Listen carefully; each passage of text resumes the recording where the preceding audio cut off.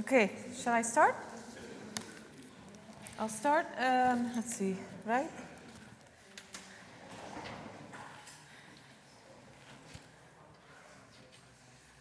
Okay, so we were discussing the thermal field double as a general construction and then discussing different examples that show this Unruh or Rindler effect. And so the last example in that line is the ADS Schwarzschild black hole, or in three bulk dimensions it has a special name, it's called the BTZ black hole, okay?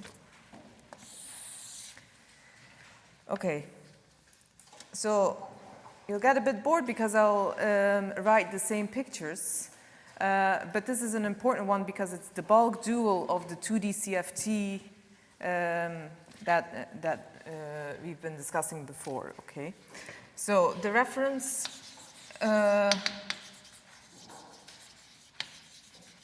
for this is Maldacena 0106112. Okay.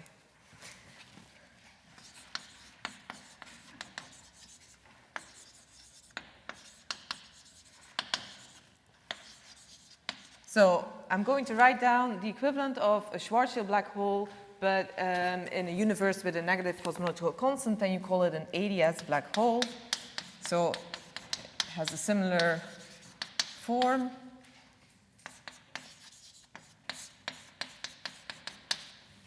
So now I call the radius of the horizon R plus.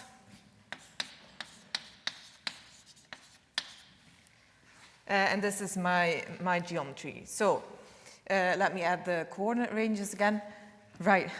I sort of jumped into it, but I'm also going to do a bit of theory. And then let's see some exercises, perhaps. But they can be homework also. Yes, question. I would expect some factor of L of the ADS values appearing. Right, L is 1. L is 1. Indeed, there's a scale in ADS physics that I'm setting to 1. Good. So coordinate ranges. So all times, and then xz, which is the spatial direction, can either have a compact range or an infinite range. And depending on that, you will give the solution a different name, okay? So if xz has a compact range, we'll call this the BTZ black hole. If it has an infinite range, we'll call this the BTZ black string, okay?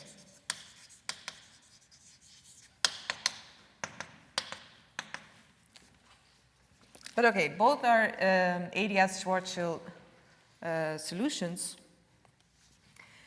with the Euclidean geometry, again taking this form. So we're taking Ts equal to I tau again.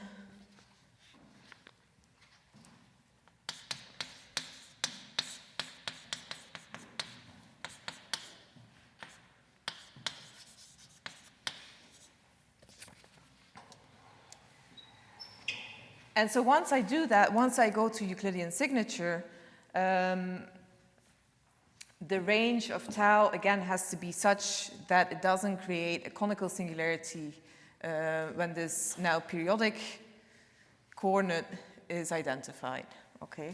So we need theta between 0 and some particular periodicity beta, which is given in terms of the horizon radius, and it's equal to 2 pi over r plus. So this is a simple exercise to actually derive this yourself, that this has to be the periodicity to avoid a conical singularity, okay?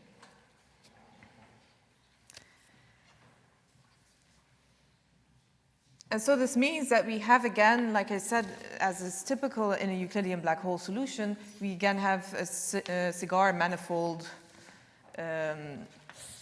appearing. Because, so you have to look at this term always. So asymptotically, this will give you an uncontractable circle in the conformal boundary. So this would be asymptotically for r to infinity, but then as r gets close to the horizon radius, this direction will pinch off, and you will get, at r is r plus, a smooth disk-like geometry, only if the right periodicity is imposed. All right.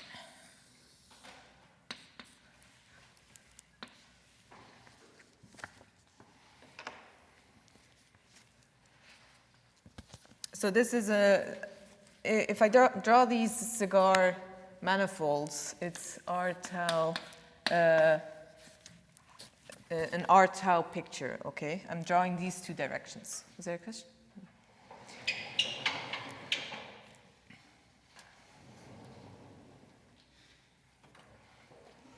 Okay, so the full Lorentzian diagram of an ADS black hole would look something like this. And the geometry that's written down there, the ds squared there, would cover, again, like half of the t is 0 slice, okay? So again, this is like the Schwarzschild coordinates or the Rindler coordinates covering half of what in total is an extended two-sided BTZ solution. So this part, this triangle is referring to the one-sided BTZ. The whole thing is the extended solution or two-sided BTZ. So this one I can call one-sided BTZ.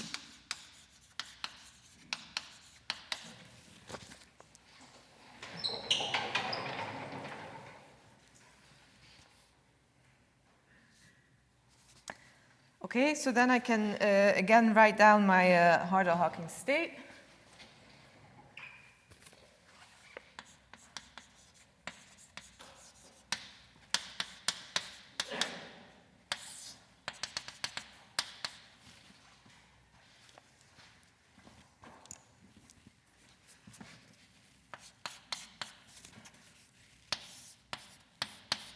Where my tau direction is going in this way. So again, this would be what you see if you look onto the cigar from this side. Yes?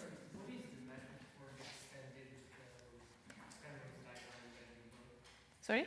What is the metric for the extended diagram? Yes, I could write it down for you if I had all of my notes, but you go to this paper, and they write it explicitly. So it's the equivalent of the Kruskal coordinates.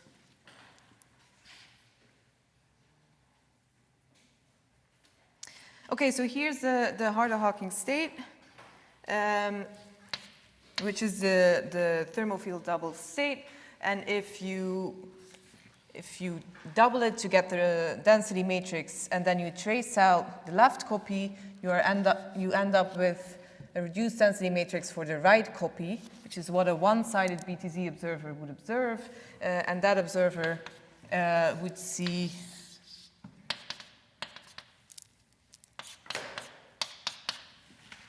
this type of density matrix. So this is, again, a thermal density matrix. In some papers, this is called the Pac-Man geometry, okay? But, of course, this can refer to either this BTZ reduced density matrix, or any time we had a prepared state of this form, okay? So also for the disk, etc.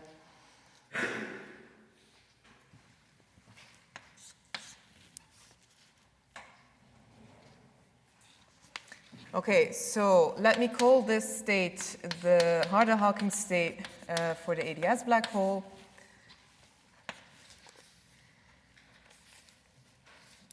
Right, I can write the Euclidean plus Lorentzian evolution again, maybe here where I have some room. So I can do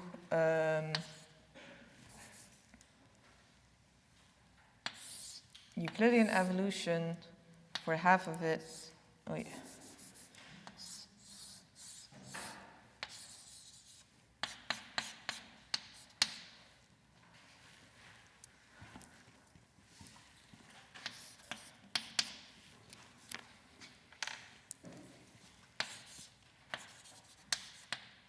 So these type of pictures just combine the Euclidean ADS black hole and the Lorentzian ADS black hole solution. Okay.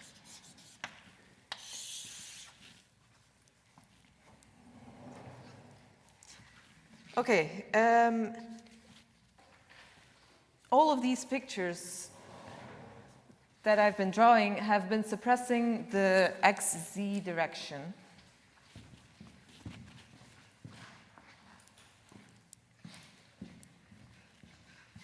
Right. So as before, for the Schwarzschild geometry, for example, I was suppressing all the spherical directions. Here I was suppressing the XZ direction. So let's bring it back and look at the Hartle-Hawking state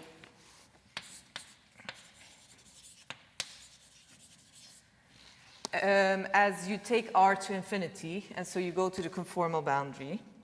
So the Hartle-Hawking state was this.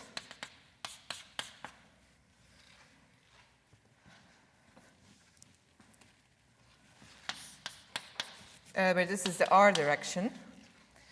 So let me now bring back the XZ direction, which is going into the board, let's say. And at R to infinity, up to conformal factor, this is what you call the conformal boundary, you will find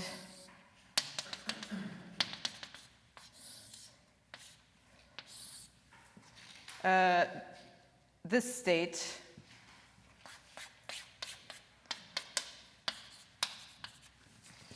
where I'm now drawing the Z direction and the tau direction, okay? So this you will recognize as the thermal field double state that we wrote down, the first one, for a two-dimensional CFT with Euclidean time direction tau and spatial direction xz, okay?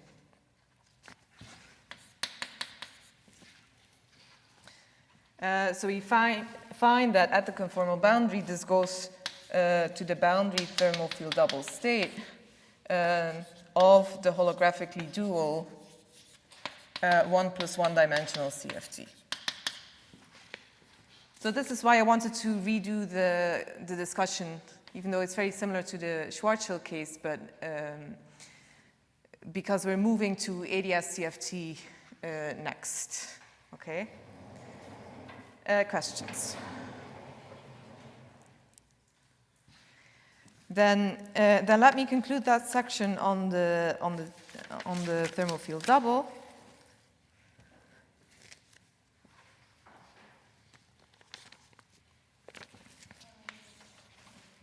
Yeah.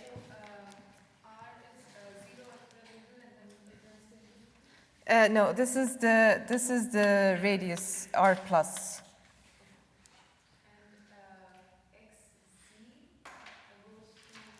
Goes into the board. I was not writing it in this picture, but it goes backwards. Let's say I was just bringing it back to show this boundary boundary. Okay, like from 0 to 5, or now is it from minus No, I'm taking the black string case. So this is, yeah, right. The picture here is for the black string, not for the black hole. But for the black hole, it would be this. It would be a torus, okay? It would be this.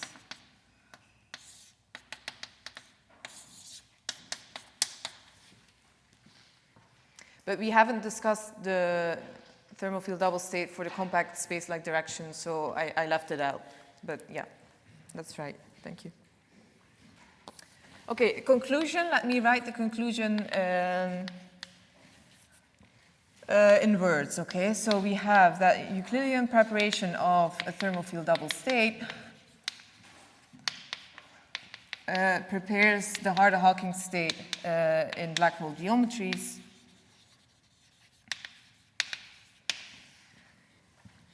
And to an observer with time coordinate TS, so the one that has access only to the Rindler wedge or the Schwarzschild exterior, so let's also call it one-sided Schwarzschild, or the BTZ exterior. Such an observer will see a thermal state, okay? So to an observer, the state appears thermal.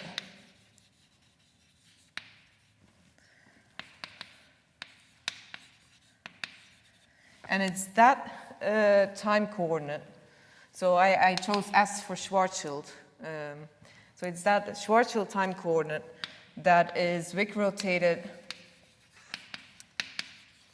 to the periodic coordinate tau of your thermophile double construction. Okay.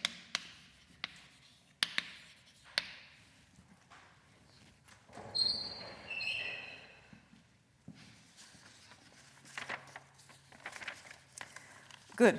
So that concludes the BTZ part. But I wanted to move on to, well, first questions. So I'm not sure, is this, so you phrase this in a way that I would think this is also holding in some kind of sense for the flat space case, right? Yes, because the Schwarzschild and so this was the Minkowski plane discussion. This was Schwarzschild and Elias Do Schwarzschild. you have any intuition how like this corresponds then here? Like, I mean, we don't know what a putative, or we have a putative like for flat space CFT, but Right. So you're thinking of. the same thing to hold it like this. So you're asking about a flat holography? That's part.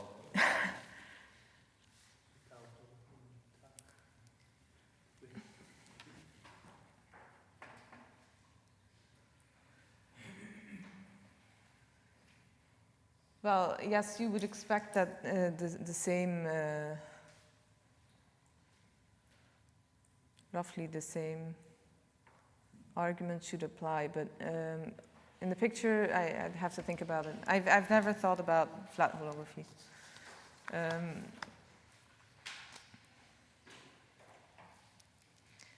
Okay, so then let me start with the discussion on holographic entanglement, because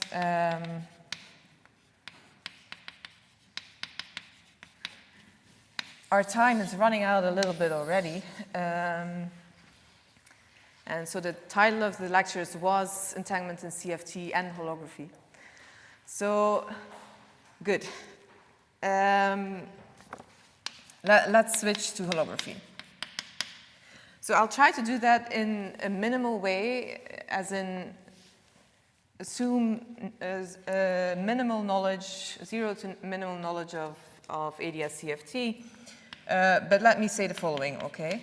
So ADS CFT is the statement that a d-dimensional CFT, when it's so-called holographic, is dual to ADS d+1 gravity. And so the shortest way that you could write this duality is by writing something like this, where you equate path integrals on each side, or partition functions. So this z on the left is the z of the previous chapter, so that we've been calling z before, but now that there's other z's, this will be the CFT path integral. So this was the one of the last chapter. And then on the right, we have a gravitational path integral. So this is the ADS, quantum gravity path integral, but with boundary conditions set by the CFT. Okay.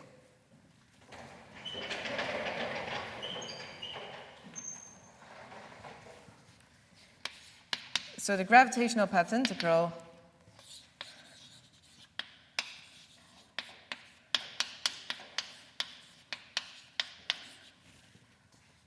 is a path integral. So before we had a path integral that had some matter fields small phi that I'm now distinguishing from, if I don't forget, a large phi for the bulk matter fields, okay, which are different.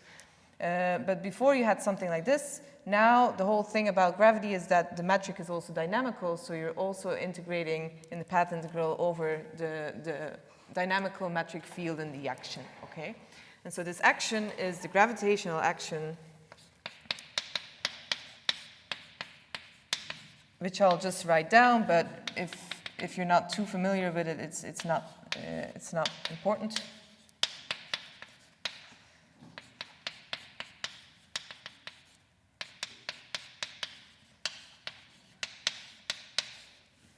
Okay, so I'm just assuming Einstein gravity, okay?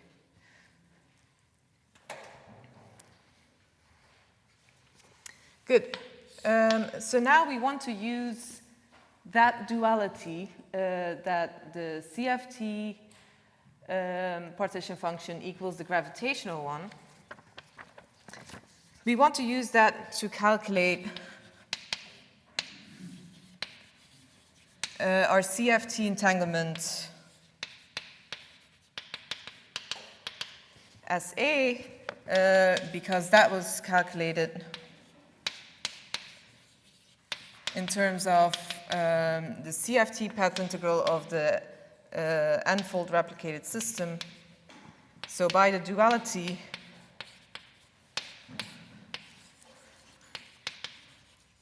there should be a gravitational interpretation of that in terms of gravitational path integral, okay?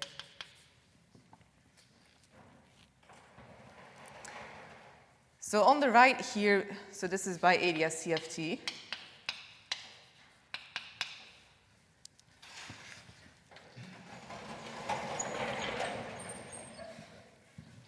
So this statement is the ADS CFT statement, okay?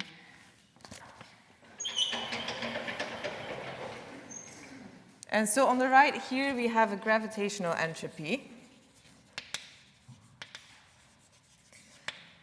And so it's this object that we want to calculate, and by doing that, we'll find a holographically dual interpretation of the CFT entanglement that we've been calculating so far.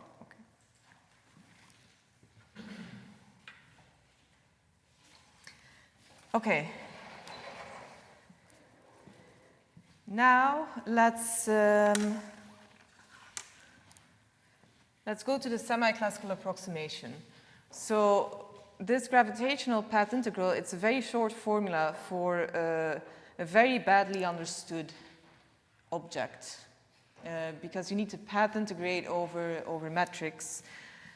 So there's a regime in which it makes sense, which is the semi-classical approximation, which is a saddle point approximation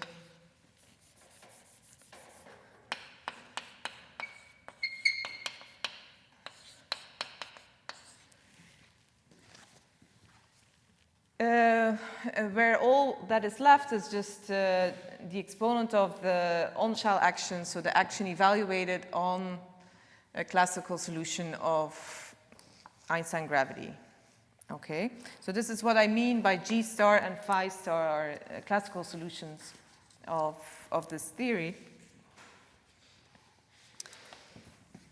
And so if I do that,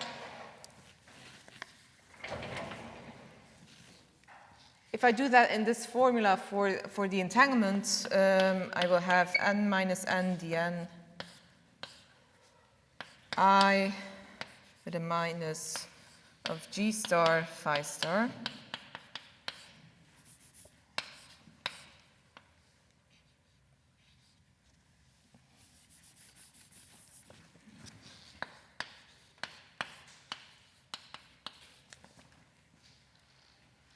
So this is now the on-shell action, which will still be an n-dependent object, and you take n to 1.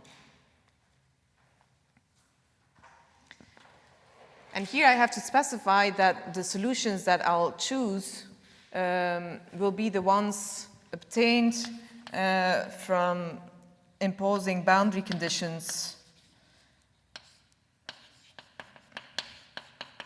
on the classical problem that are set by the CFT problem at hand, which is our entanglement entropy issue. Okay?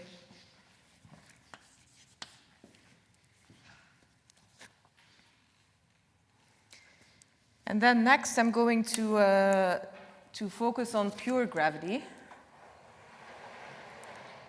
So, meaning there's no matter fields, no matter fields in the bulk as a first simplification. So this is how Laukowicz and Malacena did the original calculation, and then there's extensions of it which I'll just mention, but we will work in pure gravity, okay? So we focus on pure gravity, meaning no phi's.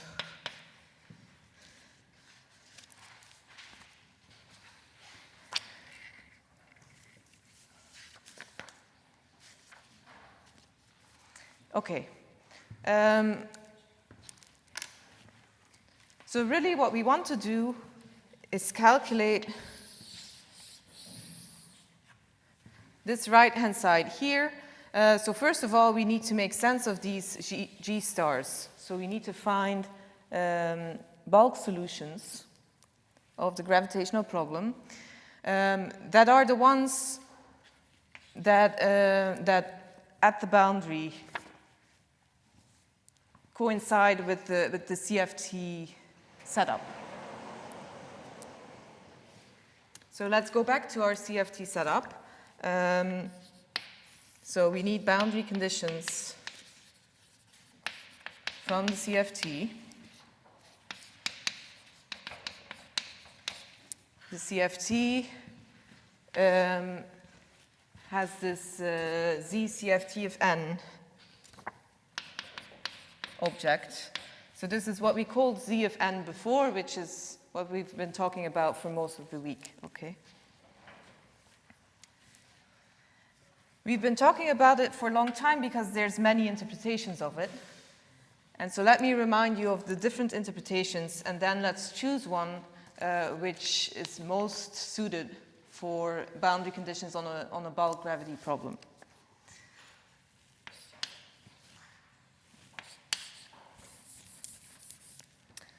So we've thought about this as the path integral of replicated theory on a non-replicated background in the presence of twist fields.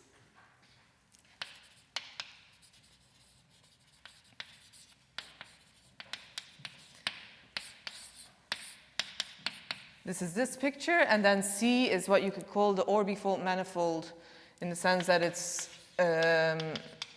related to the replica manifold by quotienting out the Zn symmetry.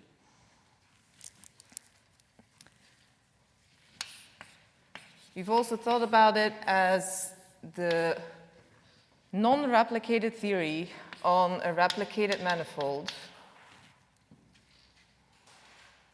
which is the picture that has conical singularities, okay, at here and here. Okay. So this is the picture with twist fields. This is the picture with conical singularities at the boundaries of your region. And then the last one that we discussed this morning is as a path integral of the non-replicated theory on the replicated cylinder by doing this trick of conformal mappings, smart conformal mappings. And then we found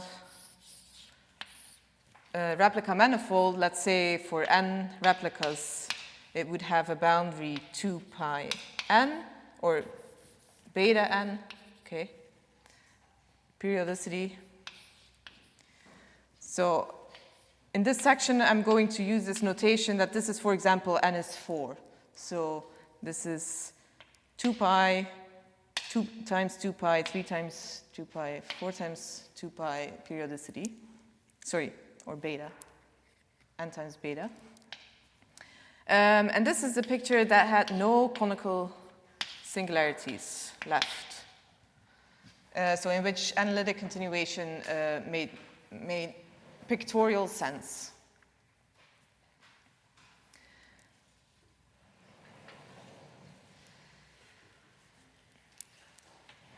Now, the first attempt at doing a bulk version of the replica trick, which is what we want to do now, okay. I don't know yet to which board I'm going. Ah, yeah, if you want to see the middle one, yeah. Yeah.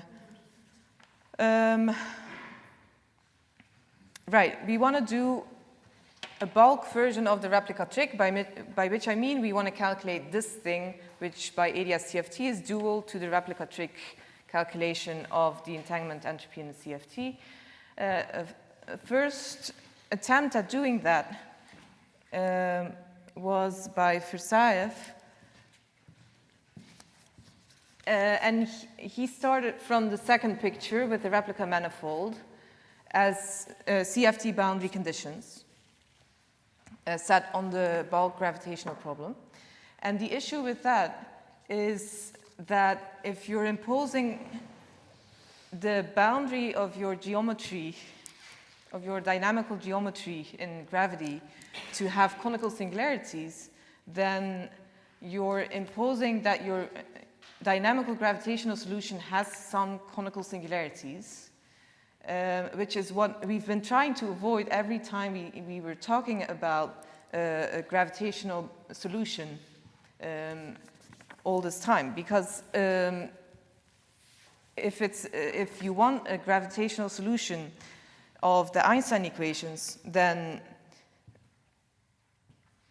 you can only have a conical singularity if there's actually some heavy point-like source at that location that allows for such a solution. If it's not there and you're just solving vacuum Einstein equations, and we are in a pure gravity situation, by the way, then you cannot expect to find non-smooth solutions. So I think maybe your earlier question was precisely about this. But in the CFT, it's perfectly fine to work with this replica manifold. It's a mathematical trick. The CFT only has dynamical matter fields. Nobody told you anything about the geometry. And as I said, it's a mathematical trick. But now that we're imposing this as boundary conditions on a bulk theory where the metric itself is dynamical, we can't expect a solution with conical singularities to provide us an actual G star.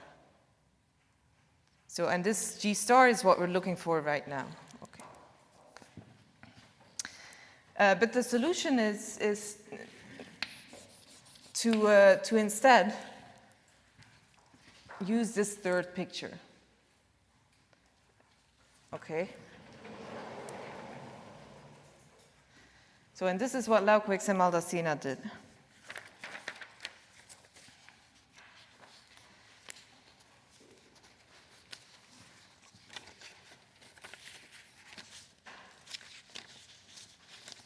So, without a heavy localized source in the Einstein equations, we cannot have a bulk geometry with conical singularity boundary conditions function as a valid G star.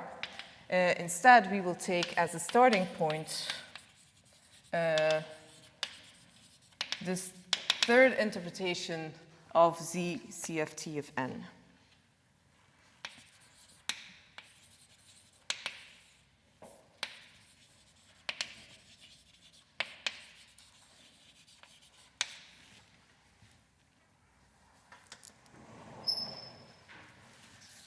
Okay, so let me use the same metrics again that we used before.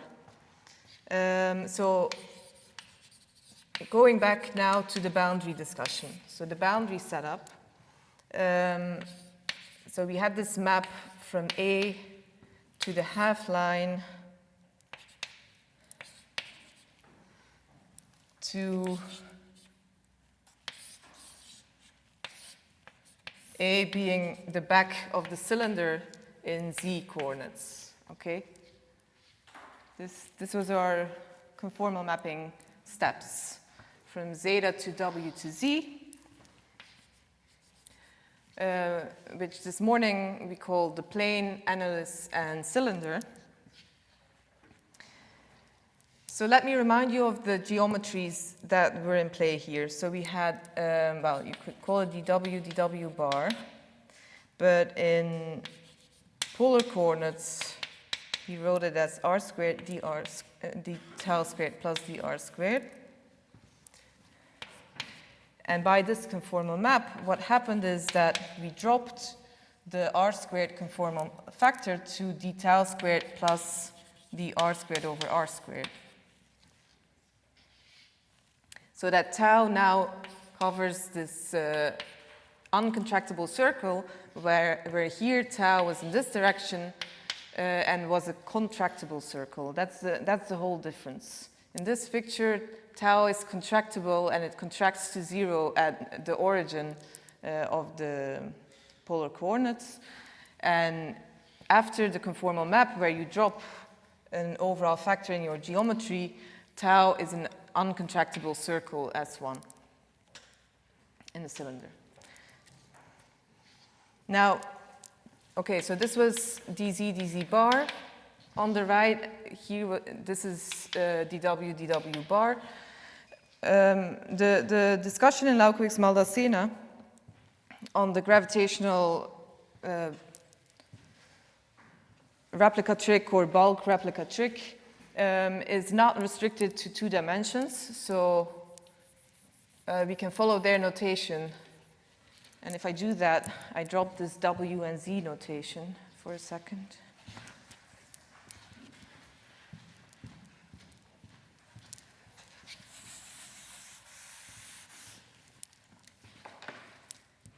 And so we just add some more directions, dx squared and dx squared. And so in that case, the pictures here, they still work, but there's x more directions, so A is to be thought of as a spherical region instead of an interval. So a spherical region reduces to the interval in 2D. Okay, so this was thanks to our conformal map, which is a smart conformal map because the contractible circle becomes uncontractable.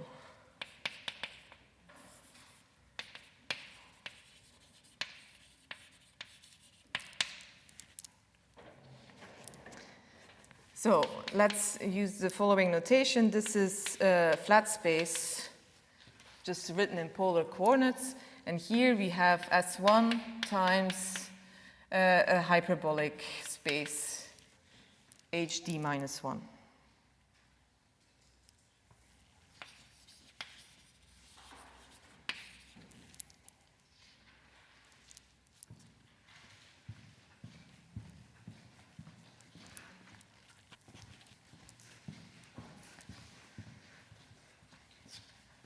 So in this uncontractable circle, it has a length of beta, which we called 2 pi over kappa before, which we could choose. So it has an S1 of beta or S1 of 2 pi for a choice kappa equal 1.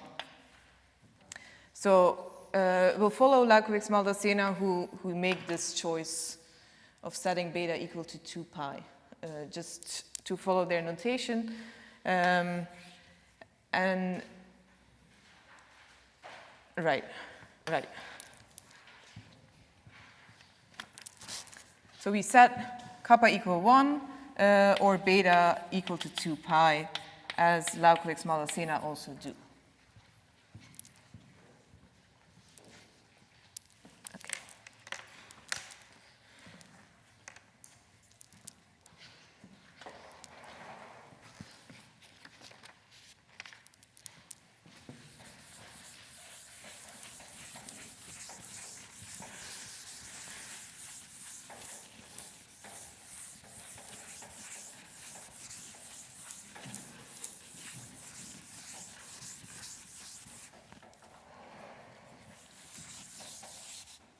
maybe we leave this one. Okay.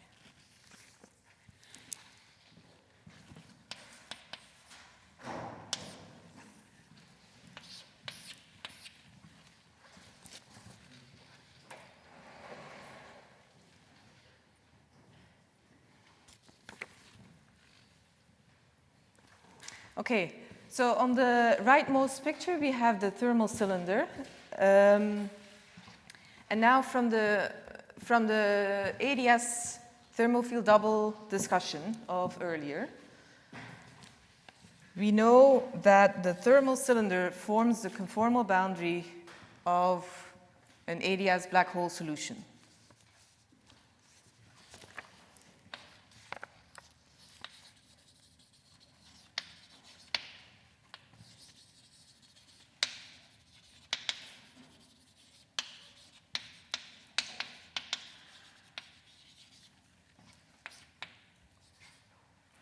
Namely, this one-sided BTZ.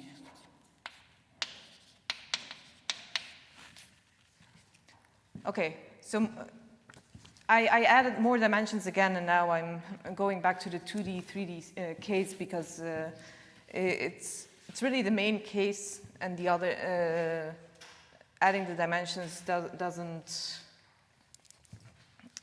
do much in this discussion. Okay, so that's why I'm calling it BTZ, which is a three-dimensional bulk solution.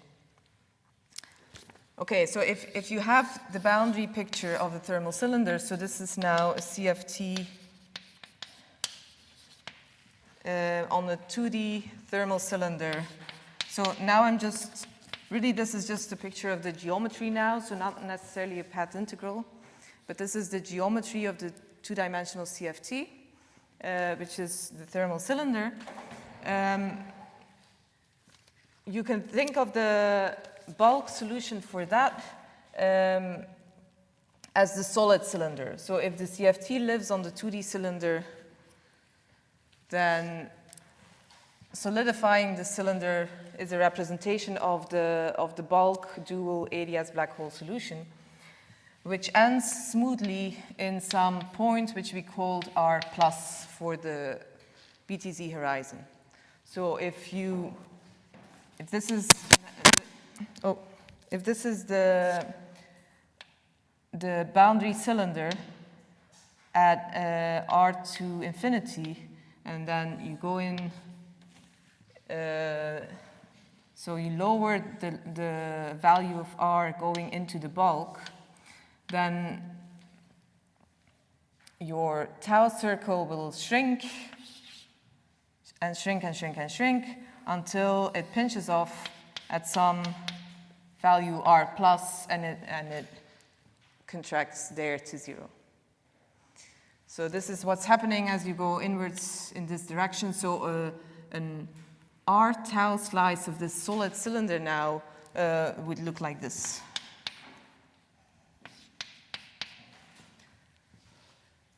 Or like this, or just like a disk.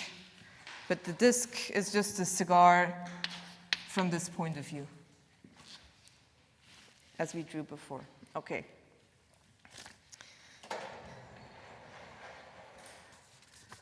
So the CFT, or living on the 2D cylinder,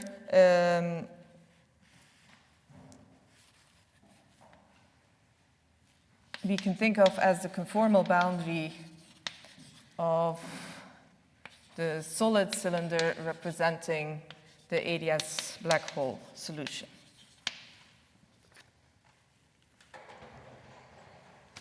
So the second line is an R tau section of that solid cylinder then.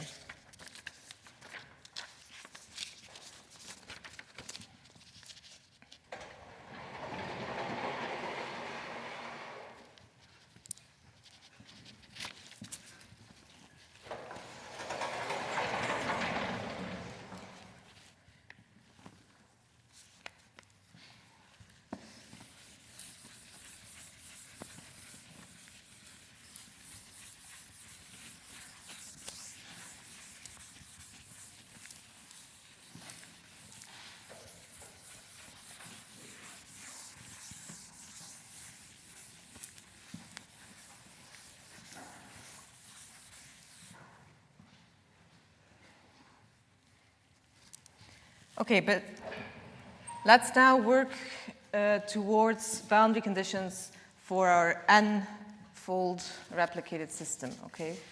So far I've just told you something about Z1, let's say. So let's repeat that. So Z1, this is now again the notation that this is the CFT path integral. So I'm still thinking in the boundary now.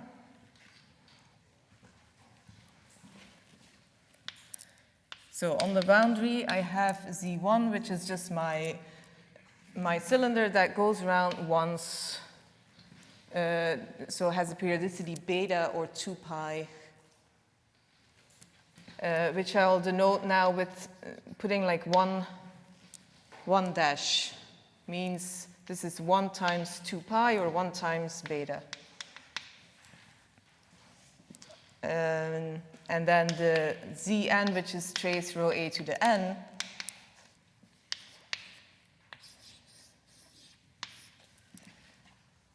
goes around n times beta or n times 2 pi. So in my pictures, n will always be 4, so that I can do this.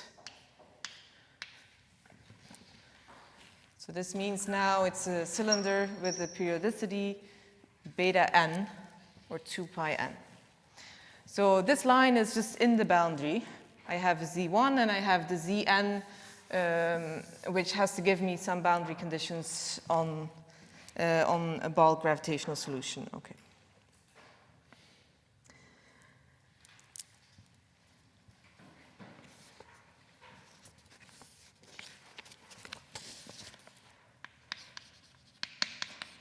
So what we discussed there on the top board is that if you take, for the Z1 case, you take the xz tau geometry that I've written here, and you take that as boundary condition on the bulk geometry at the conformal boundary, then this gives you a smooth Euclidean ADS black hole solution, which we will call M1.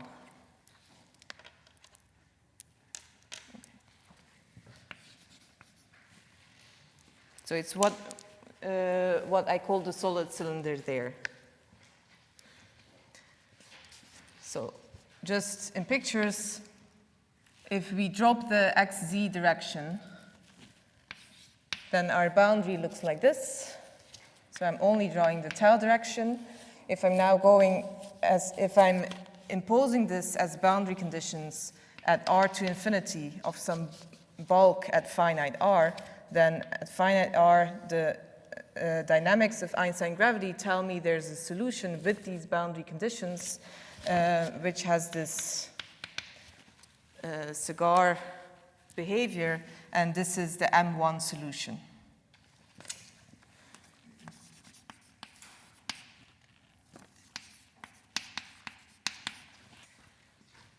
So it's a smooth bulk solution of Einstein gravity with as a boundary a circle of 2 pi.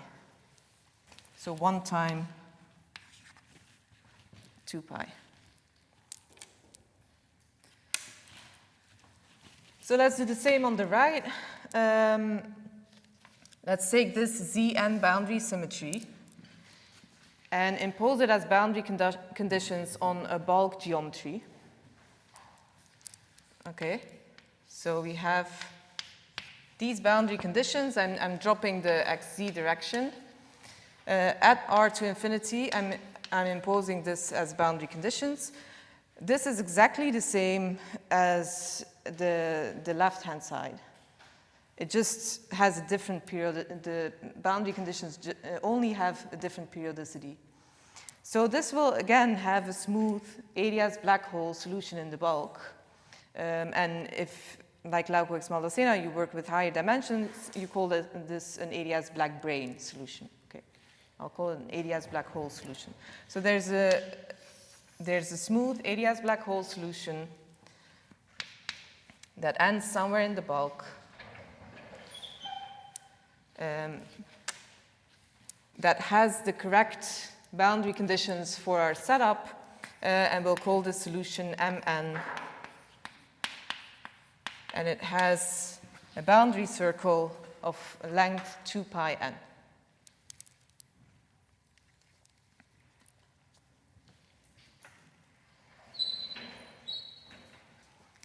So this bulk solution is a G star with periodicity tau to tau plus 2 pi, and this indeed gives us a G star solution which is n-dependent and has a periodicity tau to tau plus 2 pi n.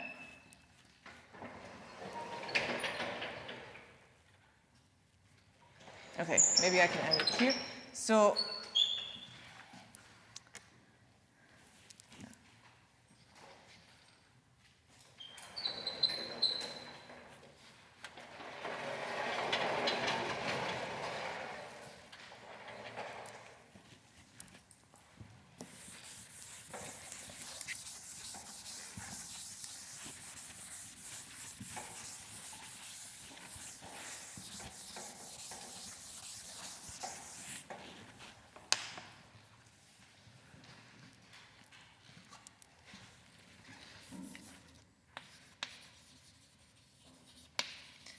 So this thermal case that we're discussing has a lot of symmetry.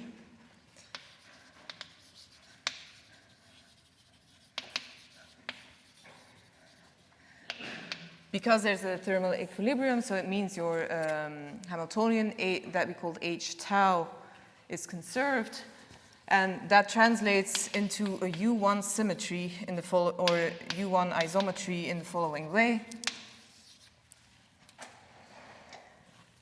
Namely that the boundary metric, so I'm talking about the thermal system on the boundary already, this thermal cylinder. So the boundary metric that we wrote on the right is a circle plus some hyperbolic space. And this is a metric that is independent of tau, meaning the metric coefficients here are independent of tau. So the whole thing is invariant under any translation in tau. Or yet another way of saying that is that this boundary metric has a killing vector d tau.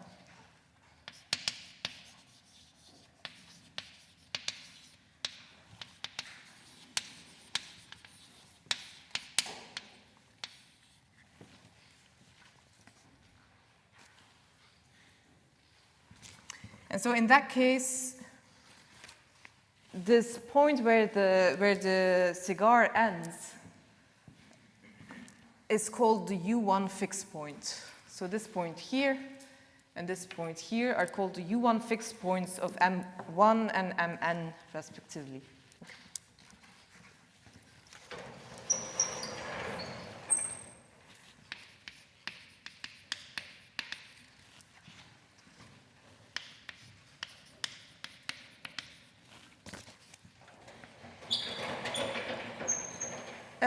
So I have 1 minute for the conclusions. No? Or 2 minutes. Yeah, okay.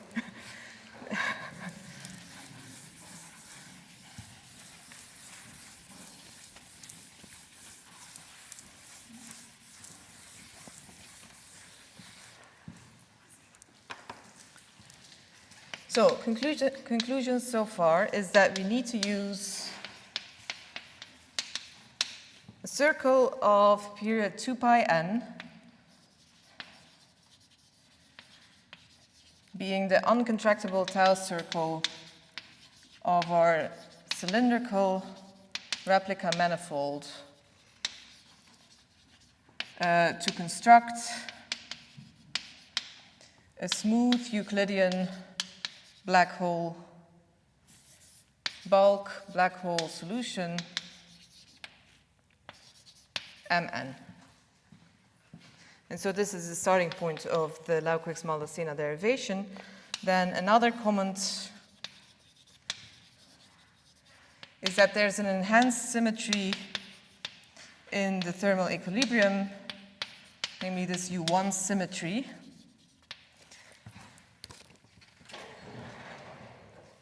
And this is because we've been looking at a very simple A region.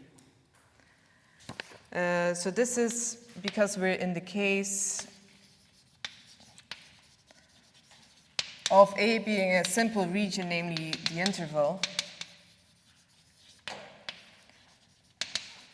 which has, as we discussed this morning, a thermal density matrix for a reduced density matrix.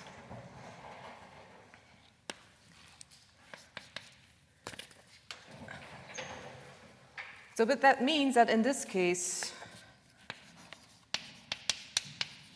we could avoid this replica trick altogether, not worry about this 1 minus n dn calculation, and just use the 1 minus beta d beta formula for the thermal entropy on boundary, which will translate by ADS CFT to 1 minus beta d beta calculation on the bulk side.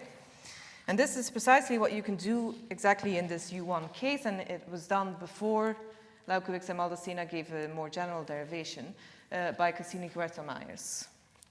And we'll discuss this in some more detail if we make it through the general discussion first.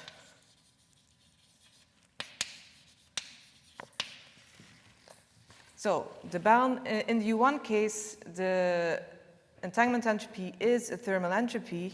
By ADS CFT, it's a thermal entropy in the bulk as well, namely the gravitational entropy associated with the bulk black hole. And so it's given by 1 minus beta d beta, the log of the gravitational partition function. And this is calculated by Gibbons and Hawking to give you the area of the horizon, which we called R plus, or more generally the U1 fixed point, over 4G.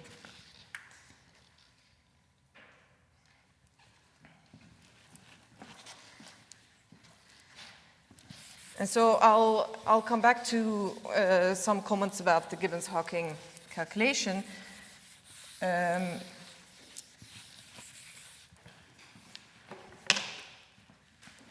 But because this is a special case of the Ryu-Takanagi derivation, it's already clear why Ryu-Takanagi is a prescription in terms of an area over 4G. This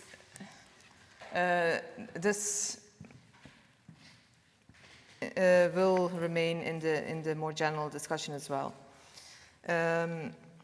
So the thermal case we'll come back to at some point. It's also a special case of the more general bulk replica method of Lauquex-Maldacena.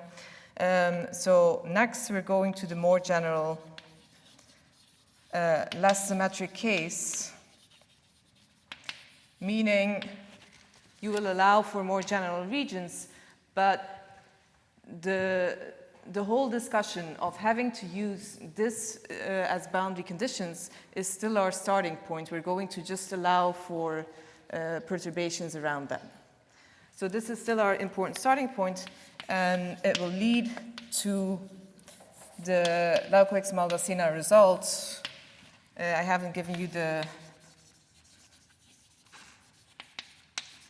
reference yet. I think it's from 2013. And the way they formulated this result was actually as a result in classical gravity. Before, at the end, they explained that this is a derivation of Ryu-Takanagi. They presented it as a classical gravity result, saying that you can associate a gravitational entropy not only to solutions, to Euclidean solutions with a U1 symmetry, so the ones that are thermal, and just have this black hole thermodynamics on the bulk side, but also to Euclidean solutions with Z-n symmetry. And this is, of course, the Z-n symmetry that comes from this replica symmetry. So, sorry for going over time. That's where we'll start again tomorrow, and that means I have minus 5 minutes for exercises. I can give you homework, but I can give you that tomorrow as well, so that's probably, I think everyone will be fine with the homework tomorrow, right? Yeah.